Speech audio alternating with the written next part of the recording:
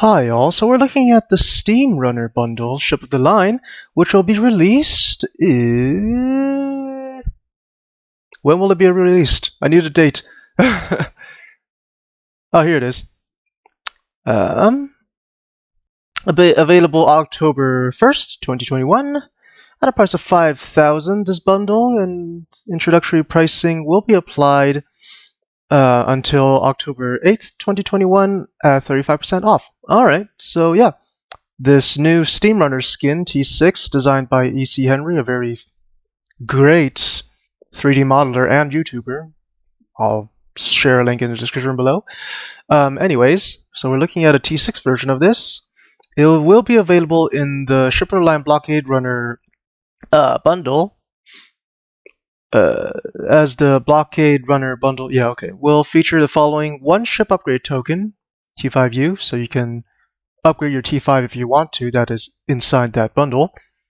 Two experimental ship upgrade tokens, so one for your T5, one for your T6, I suppose. The one T5 Blockade Runner escort, a T1, a T5, and the new Appalachia, I hope I said that correctly, Blockade Runner escort.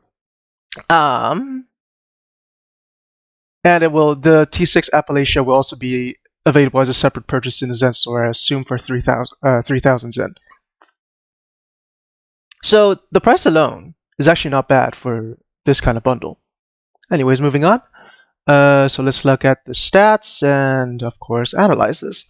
So quick look at the stats here. Tier 6, obviously. Federation and Federation Allied. Of course, if you have cross-faction flying unlocked, you can fly this ship as well with any other faction, as in getting a level 65 KDF character, or just buying it. But of course, leveling a level 65 KDF is not hard. Hull modifier of 1.15. That's not bad for an escort anyway. Shield modifier of 1. That's pretty decent for a escort. 4-3 weapons. Okay. One commander tactical, lieutenant commander tactical command. So you can definitely work in some torpedo command abilities, as in what is that? A concentrate firepower. That's what it's called. Lieutenant commander engineering. So you could fit in an emergency power to weapons 3 if you go on that route. One ensign science and lieutenant universal intel. So you definitely have many options open. This seating is actually pretty fantastic for what this ship is designed to do, which is torpedo boats. 5 tactical, nice. 4 engineering, acceptable. 2 science, workable. 16 degrees of turn rate, that's pretty okay. For an escort, it seems to be a bit low, but overall it's fantastic for a ship like this. 15 weapon power and 5 power to engines. Okay, yeah, that's also workable. You can load dual cannons. I mean, it should. Oh, right, inertia of 6, impulse modifier 0.21, so decent amount of speed and control. So, as in the ability to control your throttle and drifting and all that. We'll look at the console in a bit, and also experimental weapon and Starship mastery package. So the Cobalt tier launcher. So it launches Cobalt torpedoes that are supposedly, from what we saw on the stream, not targetable. So unlike regular Cobalt torpedoes, those can easily be shot down. So yeah, this is fantastic. So it's very, very powerful in terms of burst damage. So we don't see any numbers, but I did get some from the stream. So as bonuses, it's 19% mine and torpedo damage, so that's very complimentary. 47.5 Starship shield penetration, so that's brilliant especially if you're using torpedo builds. So it launches 5 ultra-high Cobalt warheads from 3 to 12 kilometers and deals 52,884.8 kinetic damage to foes within 1.5 radius. So awesome. And it also creates a rift, as you see in this animation. for 10 seconds, and foes within 3 kilometers will be dealt 1,468.8 kinetic damage per second, and it ignores shields, and the foe is disabled inside the rift, alongside a 2-minute recharge. So it sounds similar to the Warhead module console from the T6, Defiant, Burrell, and Tavaro, and their legendary versions. But those ones recharge faster and you can use them more often. And the damage seems to be slightly lower than what we get from the Cobalt tier launcher. So they're not exactly the same, but they're somewhat similar usage.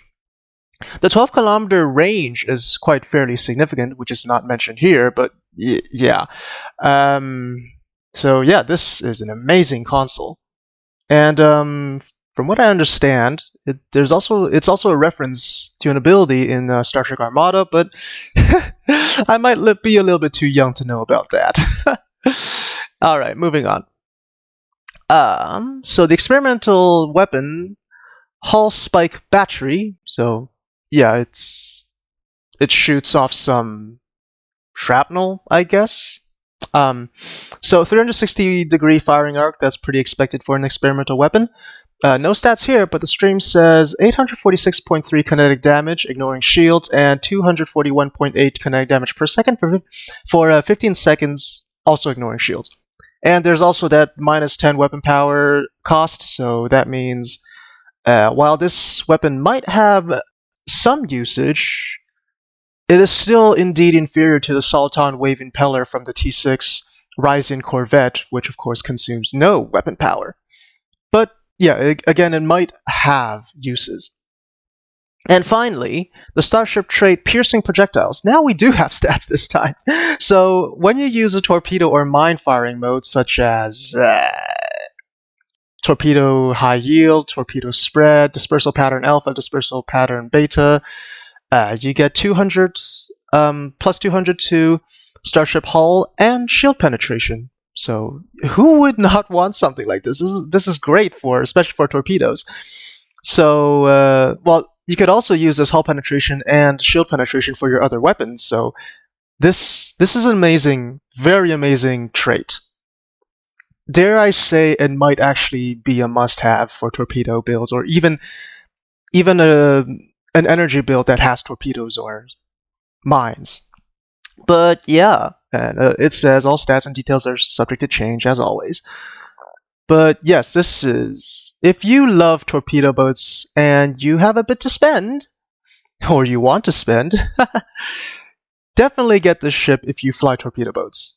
But yeah, overall I think this is an amazing vessel.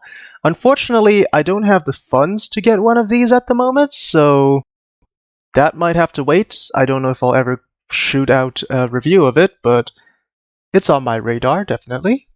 And yeah, it's in the C-store. An unexpected surprise, but a welcome one. So yeah, that's it for this video. Thank you very much for watching. Please subscribe and ring the notification bell to be notified of future videos. Helps out the channel quite a lot, and it's free, so why not? Also, you can contribute to my Patreon if you want to. Link in the description. We'll also find a link to membership and my Discord server where you can speak to fans and I directly. Alright, see you all next time. Bye!